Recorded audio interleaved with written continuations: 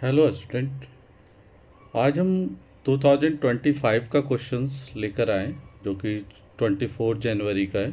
और इस क्वेश्चन को करने के लिए हम क्या कर रहे हैं, एक सिंपल सा मेथड यूज कर रहे हैं। लेकिन बहुत जगह पे आप देखोगे ना, इस क्वेश्चन को करने के लिए क्या किया गया है, बीटा फंक्शन यूज किया गया है। तो हम पहले एक सिंपल सा मेथड से इसको बता देते, फिर बाद में हम लोग बीटा फंक्शन, जैसे आप देखोगे बहुत जगह पे इसका सॉल्यूशन बीटा फंक्शन के यूज़ से बताया गया है, तो हम उसे भी देखेंगे। ओके, तो पहले क्वेश्चन में क्या लिखा हुआ है, IMN। पहले हम क्वेश्चन को समझ लेते हैं। अगर क्वेश्चन को समझ लेंगे तो बीटा फंक्शन भी समझ में आ जाएगा, फर्स्ट मेथड भी समझ में आ जाएगा। तो अभी हम मेथड फर्स्ट को समझते हैं। वेरी सिंपल है क्वेश्चन, है ना।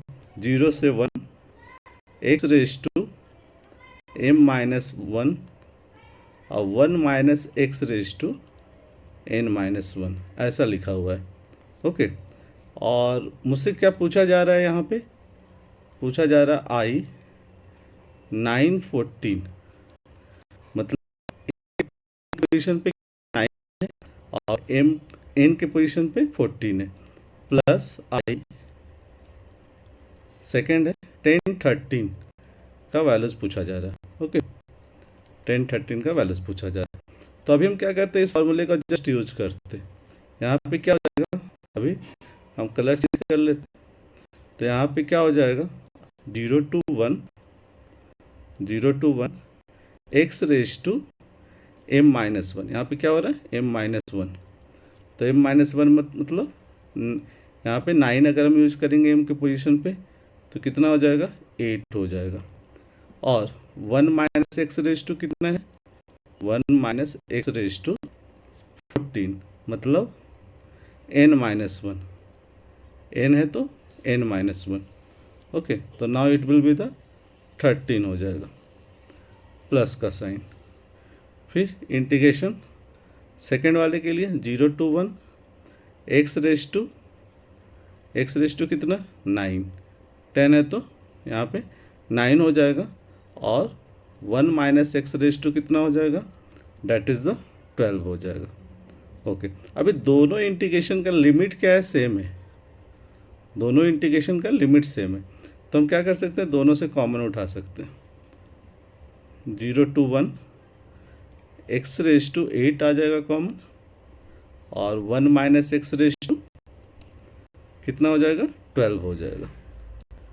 और फिर यहाँ पे देखा जाए तो क्या बच जाएगा, 1 माइनस एक्स फर्स्ट इंटीग्रेशन से, और सेकेंड इंटीग्रेशन से प्लस का एक्स बच जाएगा। Okay, now x will be the cancel here. तो ये देखा जाए तो फिर फाइनल के बाद ये हमारा पूरा 1 हो गया, और यहाँ पे कितना था, एक्स रेज टू 8 और 1 माइनस एक्स रेज टू 12। तो टोटल दोनों मिलाकर अगर हम इसको लिखना चाहें तो इस फंक्शन के फॉर्मेट में कितना लिख सकते हैं, आई 9, क्योंकि 8 है वहाँ पे, तो क्या लिखेंगे, उससे एक ज़्यादा 9, और 12 है, 1 माइनस एक्स रेज टू कितना है, 12 है, तो यहाँ पे क्या लिखेंगे, 13। तो ये हमारा ऑप्शन नंबर डी होता है।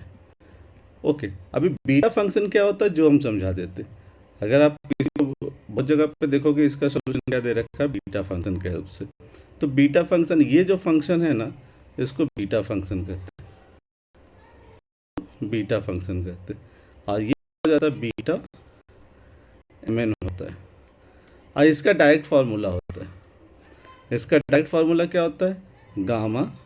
ये गामा बीटा जो है ना, वो आपको इंजीनियरिंग में पढ़ने के लिए है ना। जब आप इंजीनियरिंग में जाओगे तो आप पढ़ोगे gamma function and beta function, और that is divided by m+n। अभी बात रहा गामा का, तो गामा फंक्शन को क्या होता है, गामा अगर आप फैक्टोरियल पढ़े होगे तो जैसे गामा 10, तो गामा 10 का वैल्यूज़ कितना होता है, 9 इंटू गामा 9 होता है। ओके, तो इसी तरह से अपन क्या लिखते, gamma 10 is equal two factorial 9 हो जाता है। तो इसी तरह से हम इसका वैल्यूज़ फाइंड आउट करते। इसका वैल्यूज़ फाइंड आउट करने के बाद फिर हम फाइनल वैल्यूज़ निकालते। Okay, thank you for watching.